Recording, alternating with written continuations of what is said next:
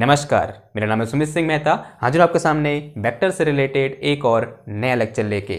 आज का हमारा है लेक्चर नंबर 35 और आज के इस लेक्चर का टॉपिक क्या रहने वाला है।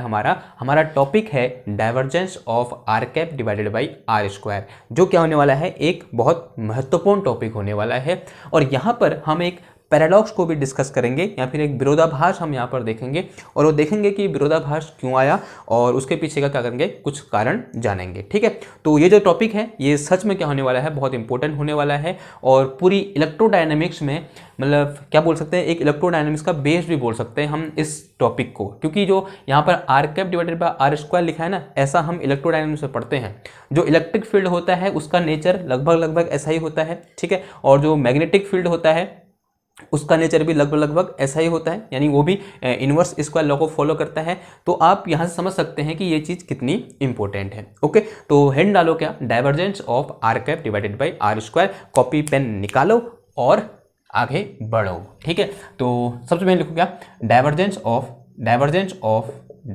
Of r cap divided by are square. इसको सिंबॉलिकली कैसे रिप्रेजेंट कर देंगे हम, divergence of r cap divided by are square, ऐसे लिख सकते हैं हम इसको। कोई दिक्कत है? कोई दिक्कत नहीं होनी चाहिए फिलहाल। तो सबसे पहले एक काम करते हैं, जो ये मेरे पास फंक्शन है तो अज्यूम कर लो कि लेट अस कंसीडर कि we have any function f and this function is nothing but r cap divided by r square. ठीक है, जो r cap divided by r square है उसे मैंने क्या लिख दिया है, उसे मैंने क्या लिख दिया है, एफ लिख दिया है। तो मुझे निकालना क्या है कि जो डाइवर्जेंस ऑफ एफ होगा ये क्या करना है, मेरे को फाइंड करना है। सबसे पहले ये चेक करो कि ये जो फंक्शन है क्या ये डाइवर्ज कर भी रहा है या फिर नहीं कर रहा है। डाइवर्ज करने का मतलब यहाँ पर बिखराव हो रहा है या फिर नहीं हो रहा है। तो मुझे कैसे पता चलेगा, एक तरीका तो क्या है कि इसका डाइवर्जेंस निकाल दो। दूसरा तरीका क्या है कि जो मेरे पास ये एफ है इसका क्या करो, जो मेरे पास क्या होता है इसका स्कीमेटिक होता है उसे ड्रॉ करो, या बोल सकते हैं इसका ग्राफ ड्रॉ करो। तो कोई मुझे बता सकता है कि r cap divided by r square का जो ग्राफ होगा या फिर ग्राफिकल रिप्रेजेंटेशन होगा वो कैसा होगा। ठीक है, तो थोड़ा बहुत इलेक्ट्रिक फील्ड से मैच खा रहा है। जो यहाँ पर मेरे पास वेक्टर फंक्शन f है ये इलेक्ट्रिक फील्ड वेक्टर से क्या कर रहा है, मैच खा रहा है थोड़ा बहुत। और किसी पॉइंट चार्ज के कारण जो इलेक्ट्रिक फील्ड होता है, अगर आपने क्लास 12th है अच्छे से पढ़ी हुई है तो आपको पता है कि अगर मेरे पास कोई एक चार्ज q है और आइसोलेटेड चार्ज q है, उसके कारण जो इलेक्ट्रिक फील्ड होता है एक्चुअल में क्या होता है, ये होता है ना E इज प्रोपोर्शनल टू, यहाँ पर k आता है ना r cap divided by are square, ऐसे तो होता है। ठीक है, यहाँ पे करली आर लगा दो, ज़्यादा मतलब एक्यूरेट हो जाएंगे हम। क्या हो जाएगा, करली r cap divided by are square. ठीक है, ग्रिफिथ का रिप्रेजेंटेशन है। ओके, कुछ ऐसा होता है हमारे पास। तो यहाँ पर अगर मैं इसके लिए ग्राफ ड्रॉ करना चाहूँ, हम जानते हैं फ्रॉम क्लास 12th और फ्रॉम अवर हमारे भूतकाल से हमको पता है कि अगर ये चार्ज क्यू है तो यहाँ से जो इलेक्ट्रिक फील्ड होगा वो कुछ ऐसे निकलता है। ओके, यूँ करके मैं बना लेता हूँ, पहले देखो ध्यान से देखना। ओके, फिर यहाँ को बना दो एक ऐसे, फिर यहाँ को बना दो एक ऐसे, फिर यहाँ कोई बना दो एक ऐसे ही, और फिर ऐसे यहाँ कोई बना दो। ठीक, उस तरीके से फिर ये क्या हो जाएगा, अब जैसे दूर जाएंगे तो इलेक्ट्रिक फील्ड की इंटेंसिटी कम होगी, तो इसका मतलब जो मैग्नीट्यूड हो जाएगा वेक्टर का वो भी क्या हो जाएगा, कम हो जाएगा। ठीक है, तो कुछ ऐसे होगा। ओके, ये एग्जाम्पल हमने जो हमने वेक्टर फील्ड पढ़ा था वहाँ पर भी हमने डिस्कस किया था। ओके, तो आई होप आपको समझ में आ रहा होगा। ओके, क्लियर है बात। तो इस तरीके से ये इस तरीके से, ये इस तरीके से, तो ये देख सकते हो। तो this is the graphical representation of f vector which is r cap divided by r square. ठीक है, तो यहाँ पर वो क्लियरली दिख रहा है कि यहाँ पर क्या है, जो ये फील्ड है मेरा ये क्या कर रहा है, डाइवर्ज कर रहा है, यानी इस फील्ड में क्या है, बिखराव है या नहीं है, और कैसा बिखराव है, पॉजिटिव या नेगेटिव, या बोल सकते हैं पॉजिटिव डाइवर्जेंस है या फिर नेगेटिव डाइवर्जेंस है। तो यहाँ पर हमको दिख रहा है कि लार्ज पॉजिटिव डाइवर्जेंस है, क्योंकि एक पॉइंट से बाहर की ओर एरो है। जब एरो बाहर की ओर होते हैं तो जो डाइवर्जेंस होता है कैसा होता है, पॉजिटिव होता है, और जब एरो किसी एक पॉइंट की ओर होते हैं तब डाइवर्जेंस कैसा होता है, नेगेटिव होता है। तो from figure we can see that, तो यहाँ पर लिख के चलेंगे हम। ठीक है, ज़्यादा बेहतर लगेगा। तो from figure we can see that vector f have large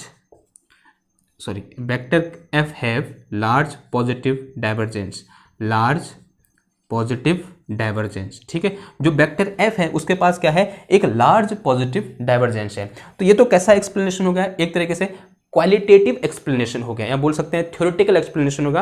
और थ्योरेटिकली हमने देखा कि इसका डाइवर्जेंस है, कुछ है और कैसा है, लार्ज पॉजिटिव डाइवर्जेंस है। ओके, नाउ अब देखते हैं कैसे क्वांटिटिव मतलब एक्सप्लेनेशन करते हैं, यानी मैथमेटिकली।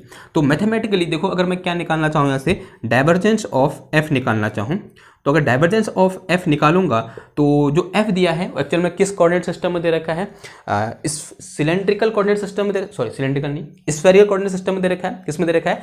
स्फेरिकल कोऑर्डिनेट सिस्टम में। और स्फेरिकल कोऑर्डिनेट सिस्टम में डाइवर्जेंस ऑफ एफ कैसे लिखते हैं हम? अगर मैं इन जनरल बात करूँ, अगर मैं किसकी बात करता हूँ, इन जर्नल क्या होता है हमारे पास, जो divergence of any vector function F होता है, पिछले लेक्चर में डिस्कस कर रखा है। तो this is equal to 1/h1 h2 h3 and into क्या होता है हमारे पास, अगर आपको थोड़ा बहुत याद है, तो this is equal to partial over partial u1 and here we have h2 h3 f1 and फिर क्या आता है प्लस का partial over partial u2 and here we have h1 h3 and this is f2 and फिर plus क्या आ जाता है partial over partial u3 and here we have h1 h2 and this is f3 and this bracket is closed. तो ये bracket क्या हो गया? क्लोज हो गया। तो this is a general representation of divergence of any vector function f।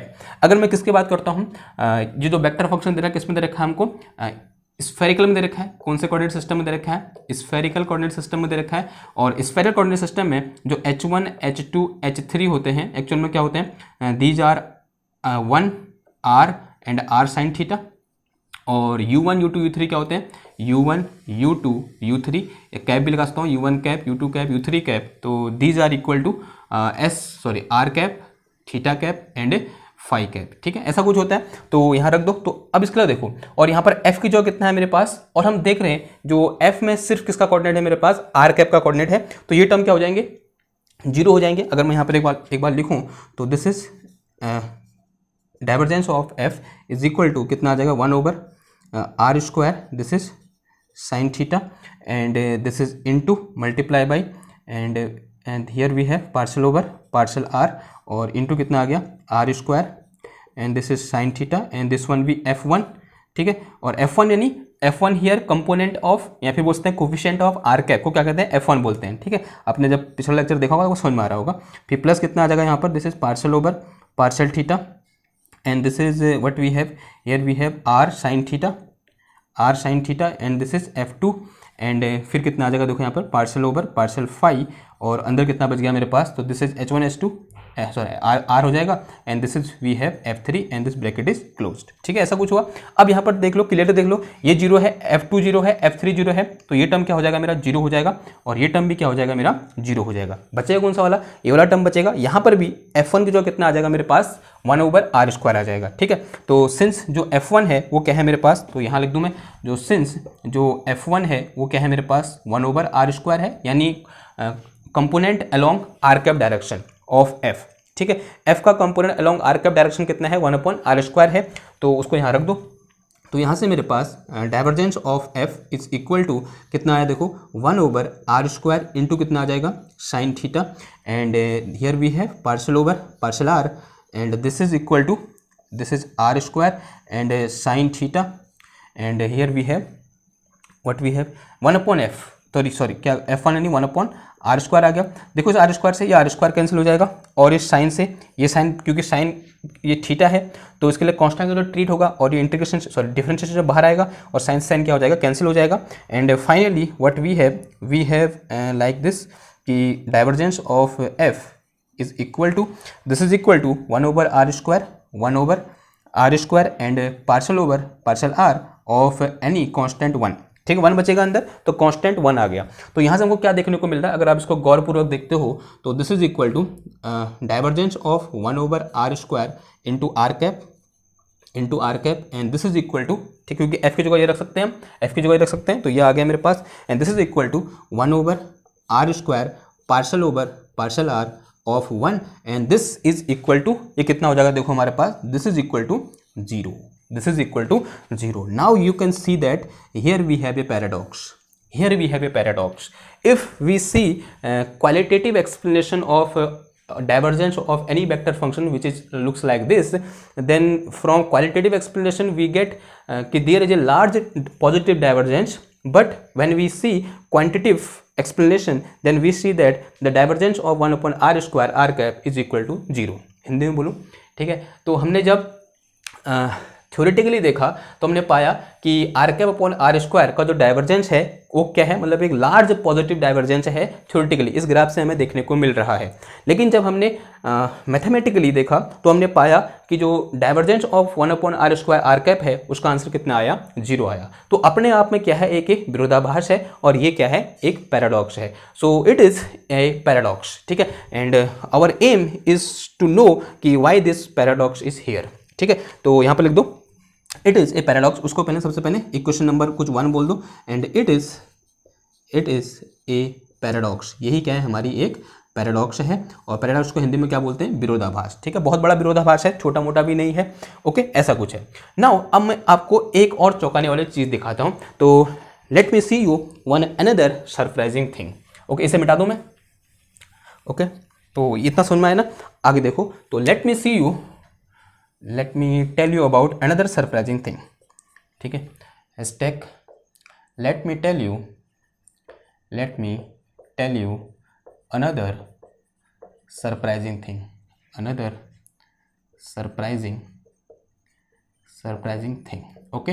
आप सब लोग एक थ्योरम के बारे में जानते हैं, फंडामेंटल थ्योरम ऑफ डाइवर्जेंस, या फिर डाइवर्जेंस थ्योरम के बारे में जानते हैं, ठीक। क्या होती है डाइवर्जेंस थ्योरम, जो बताएगा वो genius. Since we know about divergence theorem, क्या होती है डाइवर्जेंस थ्योरम, तो दिस इज इक्वल टू कि volume integration of any vector volume integration of divergence of any vector function over a volume v is equal to कितना होता है हमारे पास, surface integration over a surface which closed this volume, ठीक है। And this is equal to F dot N cap into D S, ऐसा कुछ होता है, N cap into D S. तो this is my we can say that our divergence theorem, okay ना। अब देखो यहाँ पर डाइवर्जेंस ऑफ एफ आ रहा है। अगर मैं ये बोलूँ कि if F is equal to, जो हमारा एफ है, तो this is equal to R cap divided by are square. If F is equal to क्या है हमारे पास, R cap divided by are square, तो इसका मतलब क्या हो जाएगा देन, तो दिस विल बी, या फिर उससे पहले कुछ अज्यूम कर ले, तो ये वेक्टर फंक्शन है, तो इस वेक्टर फंक्शन के लिए हमें यहाँ सरफेस ऐसे होगा, ठीक है। एक वॉल्यूम अज्यूम करना पड़ेगा, तो ये एक क्या है, इसका ग्राफ है, तो इस ग्राफ में अज्यूम कर सकते हैं।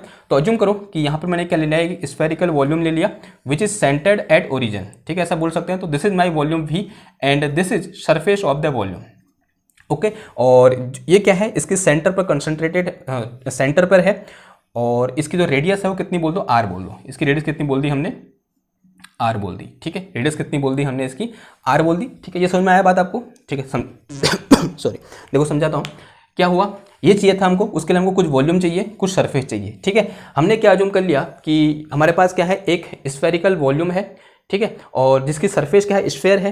यानी इस सरफेस एस ने क्या कर रखा है, इस वॉल्यूम वी को इनक्लोज कर रखा है, और यहाँ पर ये वेक्टर फील्ड इस तरीके से क्या है, स्प्रेड हो रखा है, ठीक है। तो हमें तो एक तो क्या निकालना है, ये निकालना है, और एक ये निकालना है, और दोनों को क्या करना है, इक्वल प्रूफ करना है। देखो अब देखो, अगर कुछ ऐसा है तो इसका मतलब क्या हुआ, अगर मेरे पास f की वैल्यू कितनी है, r cap divided by r square है, तो इसका मतलब, तो अगर मैं इसकी लेफ्ट हैंड साइड की बात करूं, किसकी बात करूं, लेफ्ट हैंड साइड, तो लेफ्ट हैंड साइड क्या हो जाएगा, देखो, तो दिस इज इंटीग्रेशन अलोंग, मैं ट्रिपल इंटीग्रेशन लिख सकता हूं, लेकिन मैं 3 बार ऐसा करने से बच रहा हूं, तो मैंने सिर्फ एक बार लिख दिया, तो v आ गया यहाँ पर। तो this is divergence of r cap divided by are square and this is into d tau, ऐसा कुछ होता है। इसकी वैल्यू कितनी हो जाएगी, कोई बता सकता है मेरे को, तो मुझे ये कैलकुलेट करना पड़ेगा। ये मैंने अभी कैलकुलेट कर रखा है, तो दिस इज इक्वल टू 0, ये कितना है मेरा, 0 है, तो this will be equal to 0। जो लेफ्ट हैंड साइड आई वो कितनी आई मेरी, 0 आई। तो ऑब्वियस सी बात है, जो राइट हैंड साइड भी होना चाहिए उसकी वैल्यू कितनी होनी चाहिए, 0 होनी चाहिए। तो करें, सॉल्व करें।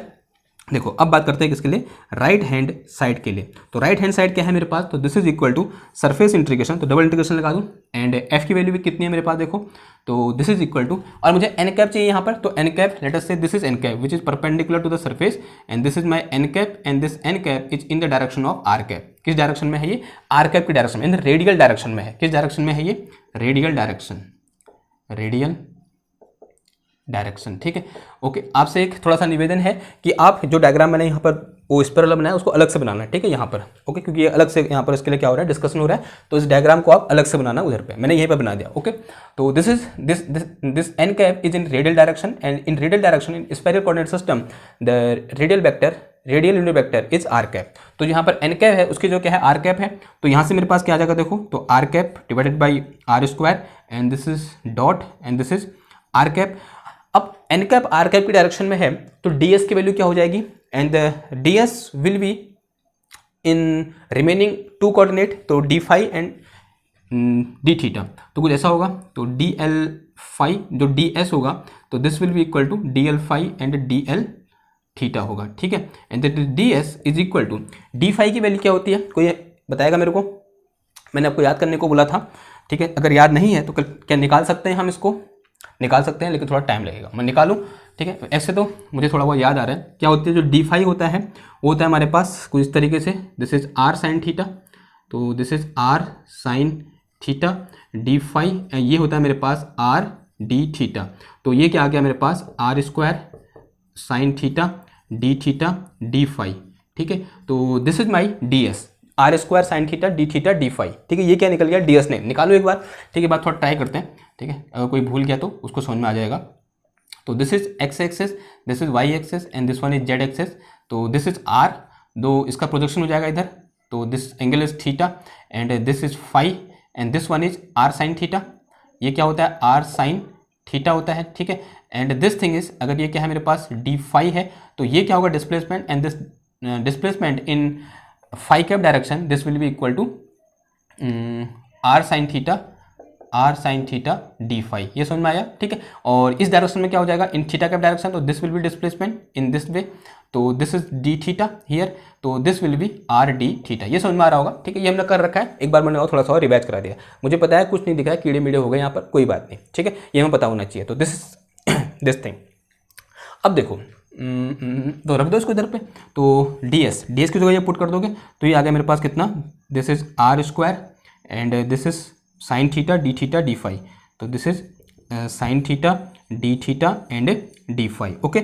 अब लिमिट की बात करते हैं, तो एक तो r है, तो r कहाँ से कहाँ है, r तो कांस्टेंट है, क्योंकि r तो हमें वेरी कर ही नहीं रहा है, तो r की जगह कांस्टेंट रखना पड़ेगा, और r की वैल्यू कितनी है, तो दिस इज कहाँ से कहाँ जाएगा, 0 से r, तो ये क्या आ जाएगा मेरे पास, दिस इज r, तो यहाँ क्या लिख सकता हूँ मैं, कैपिटल r लिख सकता हूँ, r नहीं भी लिखोगे तो कैंसिल हो जा रहा है, देखो इस r से ये r कैंसिल हो जाए, तो r के बारे में सोचना ही नहीं है, ओके। बचा क्या थीटा, तो थीटा कहाँ से कहाँ होता है, थीटा इज 0 से पाई होता है, तो theta will be from 0 to pi, and for phi and this phi will be 0 से 2 पाई, तो फाई होगा कहाँ से कहाँ होगा, 0 से 2 पाई होगा, इसको सॉल्व कर दो फिर आप, ठीक है, 0 से 2 पाई। नाउ ऑन सॉल्विंग, तो ये राइट हैंड साइड चल रहा है हमारा, तो ऑन सॉल्विंग तो आर कैप कितना हो जाएगा, 1 हो जाएगा, अंदर कितना बचेगा, जो फाई है उसका तो कितना हो जाएगा 2 पाई हो जाएगा, और अंदर कितना बच गया, this is sine theta and D theta and limit 0 से कितना आ गया, पाई आ गया, इसको सॉल्व करोगे तो आंसर कितना आता है 2 आता है, तो 2 पाई इंटू कितना आ गया 2 आ गया, तो this is equal to 4 pi. ओहो ओहो ओहो ओहो, देखो this is left hand side is equal to 0 but right hand side is equal to 4 pi, तो from here we can see that again one another a paradox which show that कि divergence theorem is not correct, ठीक है, again क्या है यहाँ पे एक विरोधाभास है, और वो विरोधाभास ये कह रहा है कि डाइवर्जेंस थ्योरम करेक्ट है ही नहीं, तो क्या कभी ये सत्य हो सकता है, चलो सोचो थोड़ा दिमाग में, मैं तब तक ये लिखता हूँ, LHS is not equal to RHS, तो यहाँ से हमको क्या देखने को मिला कि जो RHS है वो LHS के बराबर नहीं है, this is another again a paradox, तो ये भी क्या है एक पैराडॉक्स है, तो दिस इज अनदर पैराडॉक्स। तो दो चीज़ यहाँ पर दो चौंकाने वाली चीज़ हुई, एक तो ये हुआ मेरे पास कि यहाँ पर डाइवर्जेंस नॉन जीरो था, यहाँ पर जीरो देखने को मिला, और यहाँ पर जो डाइवर्जेंस थ्योरम जो हमने लगाई तो उसका जो लेफ्ट हैंड साइड था वो कितना निकल के आया, जीरो निकल के आया, लेकिन राइट हैंड साइड कितना निकल के आया, हमारा 4 पाई निकल के आया। तो क्या डाइवर्जेंस थ्योरम गलत है, तो क्वेश्चन क्या आता है कि इस डाइवर्जेंस थ्योरम इज रॉन्ग, तो आंसर है ऑब्वियस बात है divergence theorem can't be wrong, तो इट इज नॉट wrong, तो there is something bizarre and something like, मतलब अजीब है किसके साथ, ये जो फंक्शन हमने दे रखा है इस फंक्शन के साथ कुछ गड़बड़ है, गड़बड़ नहीं बोल सकते हैं, ये बोल सकते हैं कि फंक्शन है ही अजीब, ठीक है, जो फंक्शन हमने यहाँ पर r cap divided by r square ले रखा है ये अजीब फंक्शन है, यानी एक बोल सकते हैं विजार टाइप का फंक्शन है, ठीक है। तो अब उसकी जो मतलब जो अजीबनेस है या बोल सकते हैं उसकी जो विचित्रता है वो क्या है, वही हमें क्या करना है देखना है। तो सबसे पहले तो लिखो क्या इस डाइवर्जेंस थ्योरम इज रॉन्ग, या फिर नॉट करेक्ट या फिर फॉल्स, कुछ भी लिख सकते हो। तो इसका आंसर देना है। तो इसका आंसर बड़ा सिंपल है कि डाइवर्जेंस थ्योरम हमारी करेक्ट नहीं है। तो यहाँ से इंटरव्यू में क्वेश्चन आपसे पूछ सकता है, आपसे बोलेगा वो कि इसके लिए, इस फंक्शन के लिए जो डाइवर्जेंस थ्योरम है उसे प्रूफ करो, और जब प्रूफ करने जाओगे तो आप प्रूफ नहीं कर पाओगे। आप बोलोगे कि ये जो फंक्शन है डाइवर्जेंस थ्योरम को फॉलो नहीं कर रहा है, और आपसे भी पूछ सकता है कि मतलब ऐसा क्यों है। ठीक है, तो उसका आंसर ये है कि जो फंक्शन हमने दे रखा है वो बहुत विचित्र फंक्शन है, और उसकी विचित्रता क्या है वो अभी हम देखेंगे। लेकिन फिलहाल क्या लिखो कि इस क्वेश्चन लिखो ऐसे, is divergence theorem is not correct. क्या is divergence theorem is not correct, not correct. ठीक है, तो आंसर है इसका no, divergence theorem is correct, always correct. Divergence theorem is always correct. तो what is the problem with, तो so there is a problem with, so there is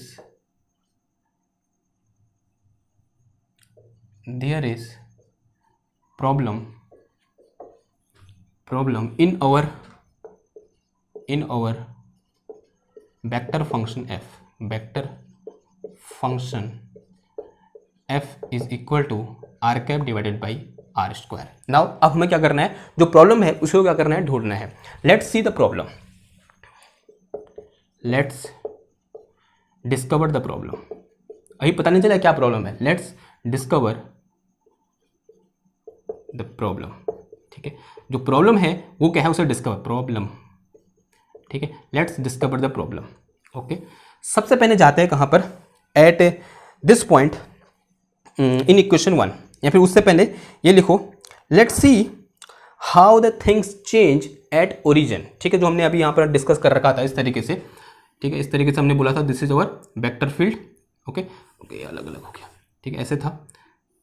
okay, इस तरीके से था कुछ, इस पहले पर बराबर होंगे, फिर यूँ था, फिर यूँ था, and then this like this, like this, like this, like this, like this, फिर ऐसे, फिर ऐसे, फिर ऐसे, फिर ऐसे, फिर ऐसे, फिर ऐसे, फिर ऐसे, फिर ऐसे, फिर ऐसे। ठीक है, ऐसे कुछ था।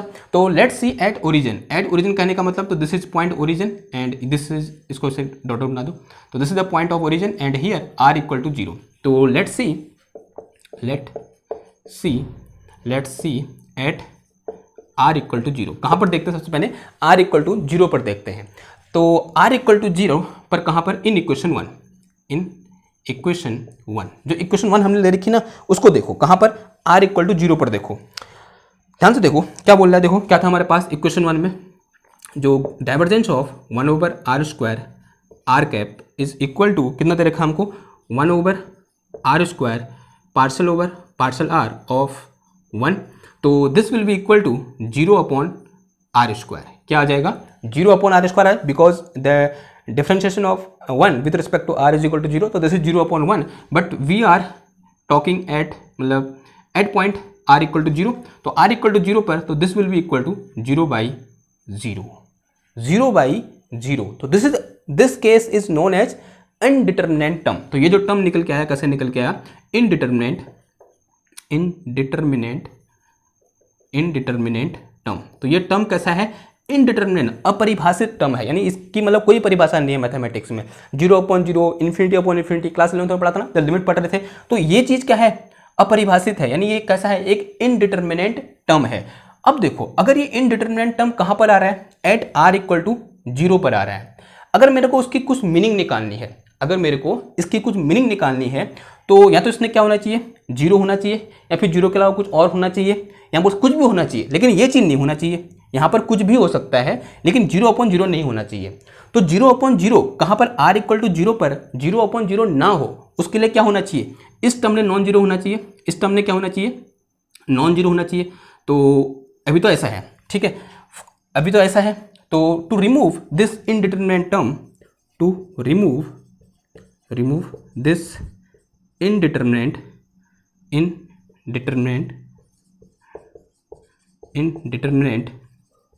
टर्म,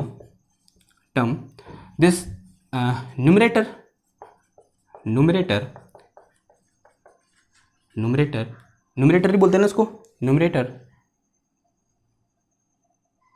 क्या लिख दिया मैंने, numerator must be non zero. क्या होना चाहिए, नॉन जीरो होना चाहिए, तभी तो यहाँ पर क्या, ये तो जीरो होगा क्योंकि r इक्वल टू जीरो पर बात कर रहे हैं तो इसमें जीरो हो जाना है, लेकिन इसने क्या होना चाहिए, नॉन जीरो होना चाहिए अगर यहाँ पर ये टर्म ना आए। क्लियर है बात। अब देखो जैसे ही इसको नॉन जीरो करूंगा तो ये वैल्यू क्या हो जाएगी, इन्फिनिटी हो जाएगी। तो एक बात तो यहाँ पता चल गई कि at r equal to zero जो divergence of 1/r² are cap है वो जीरो तो नहीं हो सकता, जीरो के अलावा कुछ भी हो सकता है। समझ में आ रही बात, थोड़ा बहुत आपको दिमाग लगाना पड़ेगा यहाँ पर, थोड़ा सा यहाँ पर क्या है ऐसे अजीब सा फंसाता है आपको, तो ध्यान से देखना क्या हो रहा है। At r equal to zero पर जब हमने क्या किया, इसका डाइवर्जेंस निकाला, कितना क्या आ गया, 0/0 टर्म आ गया। हमें देखना कहाँ पर है, मेरी जिद है मैं कहाँ पर देखूँ, r इक्वल टू जीरो पर देखूँ, और मुझे यहाँ पर जो टर्म है उसको इनडिटरमिनेंट न लाके मतलब ऐसी टर्म लानी है जिसको मैं डिटरमाइन कर सकूँ। ठीक है, वो 0 to इन्फिनिटी कुछ भी हो सकता है। ठीक, उसके लिए मुझे क्या करना पड़ेगा, जो न्यूमरेटर है उसकी वैल्यू मतलब कुछ लेना पड़ेगा, वो कुछ भी हो सकता है, जीरो को छोड़कर वो कुछ भी हो सकता है। तो इसका मतलब ये निकला यहाँ से कि at r equal to zero पर जो divergence of 1/r² are cap है वो जीरो नहीं हो सकता, जीरो के अलावा कुछ भी हो सकता है, जीरो के अलावा कुछ भी हो सकता है। मतलब इस केस में कितना निकल के आ रहा है, इन्फिनिटी निकल के आ रहा है, इन्फिनिटी हो सकता है। हम बोल सकते हैं दिस इज इनफाइनाइटली डाइवर्जेंस, यानी इनफाइनाइट डाइवर्जेंस है वहाँ पर, वो हो सकता है, लेकिन ये चीज़ पॉसिबल नहीं क्योंकि इसको हम मैथमेटिकली डिफाइन कर ही नहीं सकते। ओके, तो यहाँ से हमको एक थोड़ा सा हिंट मिल रहा है कि at r equal to zero पर जो divergence of 1/r² are cap है वो जीरो नहीं होगा। ठीक है, और उसके अलावा कहीं पर भी क्या होगा, जीरो हो सकता है। क्लियर। अब देखो तो यहाँ पर लिखेंगे तो we can see that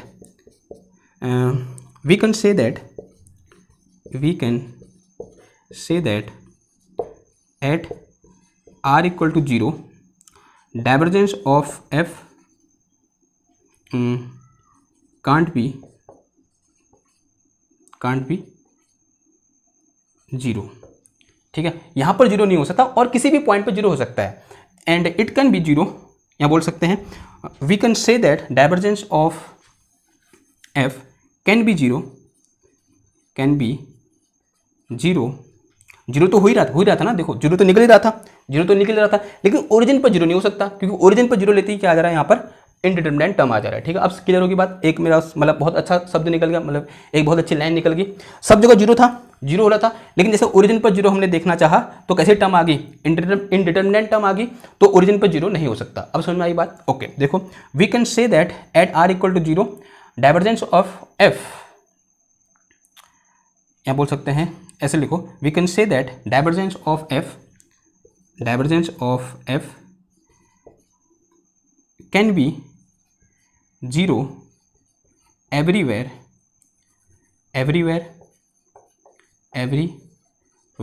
accept at r equal to zero, except at r equal to zero. ठीक है, यहाँ से हमको ये चीज़ पता चली कि r इक्वल टू जीरो को छोड़कर हर जगह डाइवर्जेंस की वैल्यू कितनी होगी, जीरो होगी। ठीक है, जीरो तो आई रहती, ठीक है, लेकिन कहाँ पर r इक्वल टू जीरो पर जीरो नहीं होगी, जीरो लेते क्या आ जा रहा है वहाँ पर, इनडिटरमिनेंट टर्म आ जा रहा है। ठीक, अब देखो अब वो जीरो नहीं होगी तो क्या होगी, क्वेश्चन ये है कि वो जीरो नहीं होगी तो वो क्या होगी। तो if it is not zero at origin then what will be it, तो ये क्या हो गया। अब उसी की खोज में हम निकलते हैं।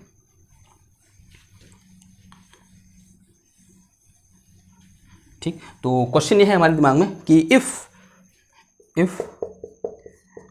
Divergence of f is here this 1/r², sorry हाँ 1/r² आर कैप है f। ठीक, f is not general, f is specifying this vector function या फिर डिनोटिंग दिस वेक्टर फंक्शन। तो if divergence of f at r equal to zero is non zero then what will be it, ये होगा क्या फिर, तो होगा क्या, अब वही निकालना है हमको। ठीक है, तो let's see this surface integral, इसको देखो, इस चीज को देखो, from here we can see that कि this surface integral is independent from the r। समझ में आ रही बात है ना, देखो r कैंसिल हो जा रहा है तो ये r पे डिपेंड कर ही नहीं रहा है। तो यहाँ पर लिख के चलेंगे थोड़ा बहुत, तो इसे कुछ इक्वेशन बोल दूँ मैं, तो इसे कुछ इक्वेशन बोल दो, दो इक्वेशन हो गई थी ना, तो इसे क्या बोल दो, 2 बोल दो, और इसे क्या बोल दो, 3 बोल दो। ठीक है, तो from equation 3 from equation 3 we can see that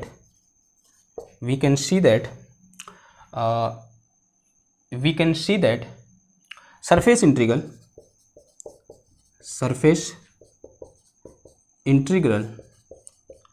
is independent of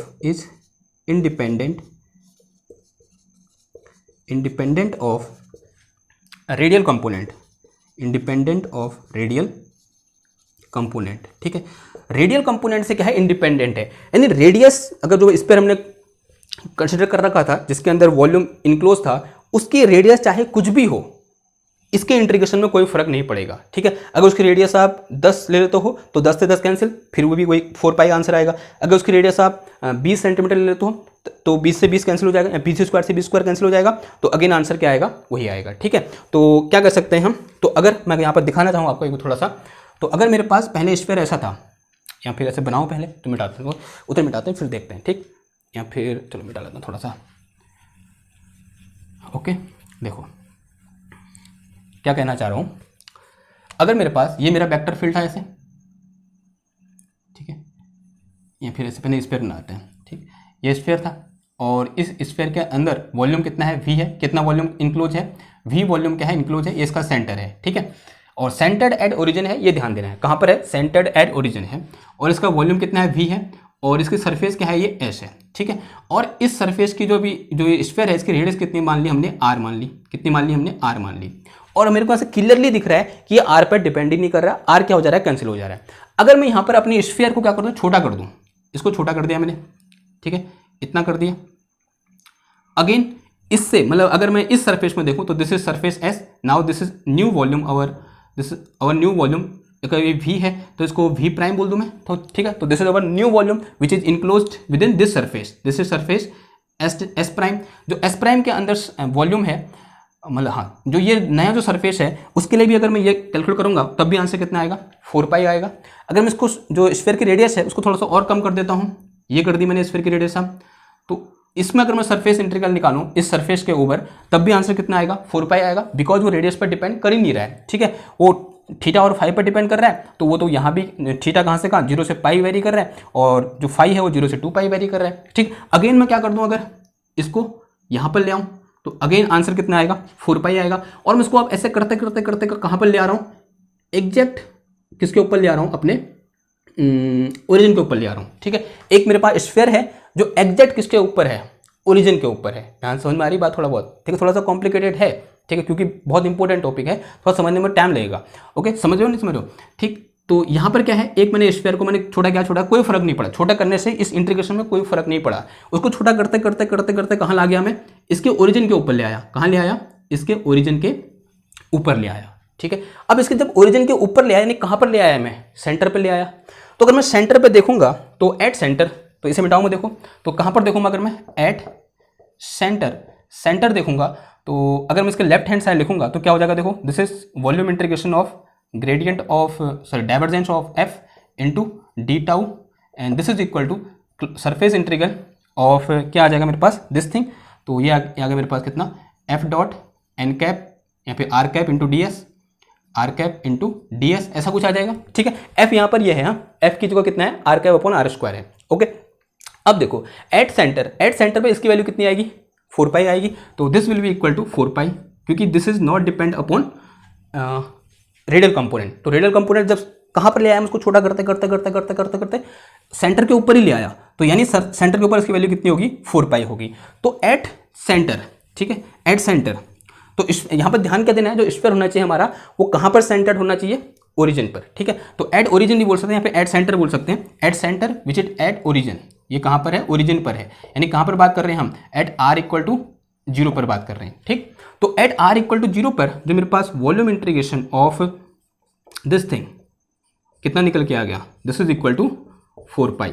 ये एक मिस्ट्री सॉल्व होगी। तो मिस्ट्री क्या थी मेरे पास कि एट r इक्वल टू 0 या फिर at origin this thing, gradient of this thing अभी वो नहीं निकला, तो gradient of f, sorry divergence of f is not equal to 0 then what will be, तो this will be something like 4 pi, उसमें 4 पाई आएगा। ये तो क्या निकला, उसका वॉल्यूम इंटीग्रेशन निकला, ठीक, ये क्या निकला, उसका वॉल्यूम इंटीग्रेशन निकला। अब देखो अब ये क्या होगा फिर, अब ध्यान से देखना बात, ठीक, एक मैं यहाँ पर छोटी सी चीज़ इंट्रोड्यूस करूँगा, उसे ध्यान से देखना।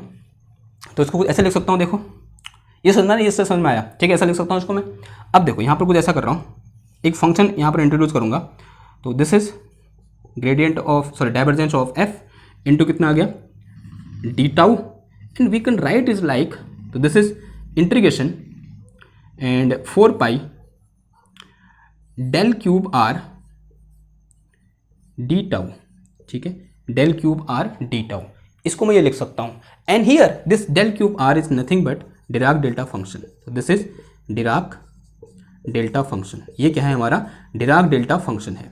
और आपने पढ़ा हुआ था, मतलब हम पढ़ेंगे, वैसे पढ़ा हुआ है मैंने पढ़ा है कहाँ, क्वांटम में पढ़ा है कि जो 1 डायमेंशनल डिराक डेल्टा फंक्शन होता है उसके अंडर जो एरिया कवर होता है उसकी वैल्यू कितनी होती है, 1 होती है। अगर ये 3 डायमेंशनल डिराक डेल्टा फंक्शन है तो ओवर दिस वॉल्यूम जो इसका इंटीग्रेशन हो जाएगा इस डिराक डेल्टा फंक्शन का, वो कितना हो जाएगा, यूनिट हो जाएगा, यानी कितना हो जाएगा, 1 हो जाएगा। ऐसा मैं क्यों लिख पाया, ऐसा मैं इसलिए लिख पाया because this integration of this 3 dimensional Dirac delta function, ठीक है, 3 डायमेंशनल कैसा था, तभी 3 डायमेंशनल डिराक डेल्टा फंक्शन लेना पड़ा, d tau is must be equal to 1, कितना होना चाहिए, 1 होना चाहिए। This is the definition of Dirac delta function, ठीक है, this is if any function following this condition and with 2 other condition जो हम आने वाले लेक्चर में पढ़ेंगे, then this function is known as Dirac delta function. तो डिराक डेल्टा फंक्शन के अंदर जो कवर एरिया होता है in case of 1 dimensional Dirac delta function, और इस केस में क्या हो जाएगा, ऑब्वियसली बात है वॉल्यूम हो जाएगा, and this volume will be unit, वो कितना होगा, यूनिट होगा। तो इसको मैं ऐसा लिख सकता हूं, अगर इसको मैं ऐसा लिख सकता हूं, then here we have this is tau d tau, this is d tau, if we compare both side in these two integration, then we can write that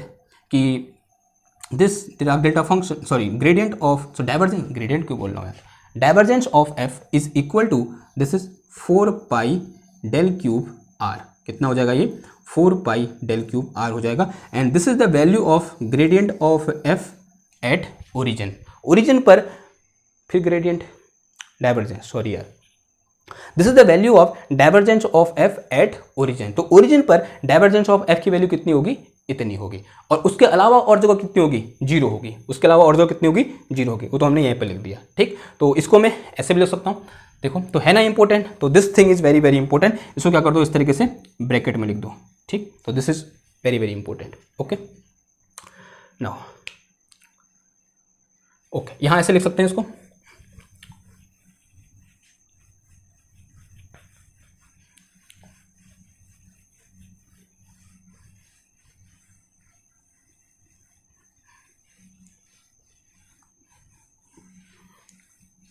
देखो क्या था हमारे पास, कुछ ऐसे था कि volume integration of divergence of F D tau, तो this will be equal to 4 pi at origin, origin पर कितना होगा, ये 4 पाई होगा, तो this is equal to 4 pi at are equal to 0, and this is equal to 0 when R is not equal to 0। तो यहीं से हमारे पास क्या निकल के आया कि this divergence of f is equal to कितना, 4 पाई del cube r when r is equal to 0 यानी at origin, and this is equal to 0 when r is not equal to 0. So this is a very very important thing, and this thing have a very big role in electrodynamics. तो आपको क्या करना है, इसको याद रखना है, okay, this thing, okay, double star, clear. तो ये क्या हो गया, हमारा आज का लेक्चर हो गया, ठीक, समझ में आई बात। तो ये क्या था, एक इंपॉर्टेंट चीज़ था कि जब भी मेरे पास फंक्शन हो, तो इसको मैं थोड़ा बार लिख दूं ऐसे, तो फंक्शन से आप कंफ्यूज जाओगे, तो फंक्शन की जगह ऐसे लिख सकते हो कि gradient of r cap divided by are square, तो दिस इज इक्वल टू, कि जो फंक्शन है वो हमने यही अज्यूम कर रखा है, ठीक है, ये कोई जनरल फंक्शन नहीं है, हर के लिए ऐसा नहीं होगा, तो this is N special type of function, और थोड़ा बहुत बोल सकते हैं इसको बिजार फंक्शन है या फिर विचित्र फंक्शन है, जिसका डाइवर्जेंस कितना होता है, इतना होता है, और वो कैसे होता है हमने अभी पूरा देख लिया, ओके। तो this is 4 pi del cube, this is r vector, and this is r equal to 0 at r equal to 0, and this is equal to 0 when r is not equal to 0, clear है बात। तो this thing is our conclusion, okay. Now अगर एक general case ले लें, तो in general मैं वैसे बता रहा हूँ, मेरे को थोड़ा बहुत याद आ रहा है कि जो divergence of any function which is like this R की power N R cap, this is equal to, ये इक्वल होता है किसके, N plus two and R की पावर एन माइनस वन, ठीक है, ये होता है। But this is not possible for when n equal to, n can't be equal to -2, जो n की वैल्यू है यहाँ पर -2 नहीं हो सकती। आप ऐसे देख सकते हो कि -2 पर तो सारी मतलब जो दुनिया है वो क्या हो जाती है, चेंज हो जाती है, ठीक है। तो एक क्या है यहाँ पर, दिस इज पैराडॉक्स, तो ये क्या है, एक विरोधाभास है। और आई होप आपको विरोधाभास क्या आया होगा, समझ में आया होगा, ठीक। तो ये आपको क्या रखना है, याद रखना है अपने दिलो दिमाग में कि एट r इक्वल टू 0 पर जो divergence of r cap upon r square वाला जो फंक्शन होता है वो इतना होता है, और नॉट इक्वल टू पर कितना होता है, उसकी वैल्यू 0 होती है। और यहीं से किस चीज़ का उदय होता है, ये जो यहाँ पर टर्म लिखा यानी डिराक डेल्टा फंक्शन, इस चीज़ का उदय होता है। तो इसको पढ़ना क्या है हमारा जरूरी है, वो क्या करेंगे हम नेक्स्ट लेक्चर में क्या करेंगे, डिस्कस करेंगे, ठीक है। वैसे मैंने 1 डायमेंशनल डिराक डेल्टा फंक्शन आपको पढ़ा रखा है, लेकिन मैं सोच रहा हूँ एक बार फिर से दोनों क्या करते हैं, डिस्कस कर दें, 1 डायमेंशनल डिराक डेल्टा फंक्शन भी और 3 डायमेंशनल डिराक डेल्टा फंक्शन भी, ठीक है। क्लियर है बात आपको इतनी, ओके। तो इसे क्या कर दो, एक बॉक्स में बंद कर दो। तो मिलते हैं आपसे नेक्स्ट लेक्चर में एक और नए टॉपिक के साथ। और एक चीज़ और, इसको बनाने में मतलब मेहनत लगती है, आपको दिख रहा होगा जब पूरा लेक्चर चल रहा था, मतलब मेहनत है इसमें, ठीक है। तो एक अच्छा टॉपिक था ये, और एक बोल सकते हैं थोड़ा सा समझने में आपको भी थोड़ा दिक्कत होगी, मुझे भी दिक्कत हुई थी, लेकिन मैंने जैसे जैसे करके आपको मतलब इधर उधर से नॉलेज थोड़ा इकट्ठा करके आपको समझाने क्या कर रखा है, प्रयत्न कर रखा है, ठीक है। तो इसके लिए थोड़ा बहुत लाइक शेयर सब्सक्राइब तो बनता है। तो इतना ही कहना है मुझे, तो मिलते हैं आपसे नेक्स्ट लेक्चर में, तब तक के लिए थैंक यू, धन्यवाद, बाय बाय।